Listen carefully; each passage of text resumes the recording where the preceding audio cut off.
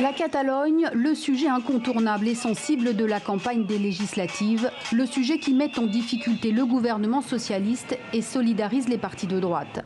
Lors du débat télévisé d'avant-scrutin, le Premier ministre sortant Pedro Sánchez a dégainé, proposant une réforme du code pénal pour éviter qu'un nouveau référendum d'indépendance, comme en 2017, ne puisse avoir lieu. Ce que nous allons faire, c'est ajouter au code pénal un nouveau crime qui interdit la célébration de référendums illégaux en Catalogne, comme celui qui a eu lieu lorsque le Parti populaire était au pouvoir. En bref, c'est une crise de cohabitation, pas d'indépendance. Trop mou aux yeux de la droite, de l'extrême droite surtout. Vox, qui pourrait devenir la troisième force du pays, prône des mesures radicales contre les indépendantistes catalans. L'Espagne est une et doit le rester pour Vox. La première chose à faire est de promouvoir la suspension de l'autonomie en Catalogne afin de pouvoir prendre le contrôle de la télévision régionale, de la police catalane et bien sûr de l'éducation en Catalogne. Deuxièmement, nous détaillerons la possibilité d'interdire les partis qui ont pris part au coup d'État.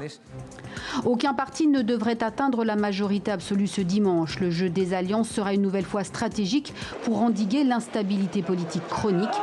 Mais quel que soit le choix des urnes, la Catalogne saura se rappeler au bon souvenir des politiques de Madrid. Hier, le roi Felipe était en visite à Barcelone.